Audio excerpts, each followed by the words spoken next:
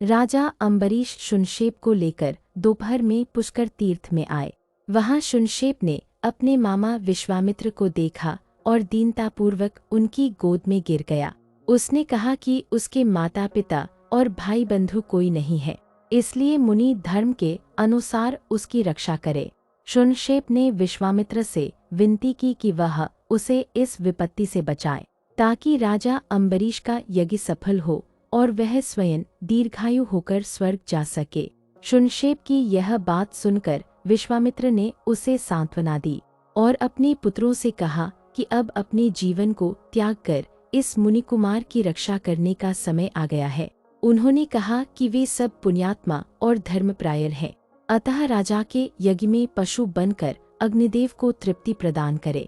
मधुच्छंद आदि पुत्रों ने यह बात सुनकर अभिमान और अवहेलनापूर्वक कहा कि वे अपने बहुत से पुत्रों को त्याग कर दूसरे के एक पुत्र की रक्षा कैसे कर सकते हैं। पुत्रों की बात सुनकर विश्वामित्र क्रोधित हो गए।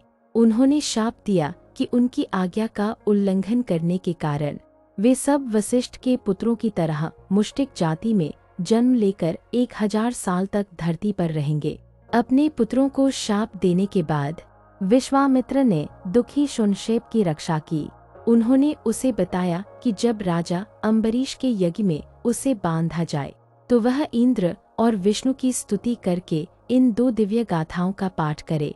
उन्होंने आश्वासन दिया कि इससे वह मनोवांछित सिद्धि प्राप्त करेगा। शुनशेप ने एकाग्रचित होकर गाथाएं ग्रहण की और राजसिंह अम्बरीश से कहा कि अब वे दोनों शीघ्र चले, यज्ञ की दीक्षा ले और यज्ञ कार्य संपन्न करे। ऋषि कुमार का वचन सुनकर राजा अम्बरीश हर्ष से उत्फुल्ल होकर यज्ञशाला में गए।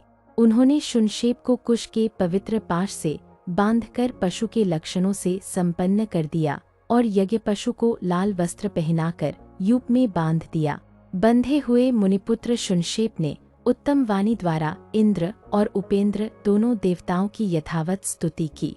उस रहस्यभूत स्तुति से संतुष्ट होकर सहस्र नेत्रधारी इंद्र ने शुनशेप को दीर्घायु प्रदान की। राजा अम्बरीश ने देवराज इंद्र की कृपा से यज्ञ का बहुगुण संपन्न उत्तम फल प्राप्त किया। इसके बाद महातपस्वी धर्मात्मा विश्वामित्र ने पुष्कर तीर्थ में पुनः 1000 वर्षों तक तीव्र तपस्या की।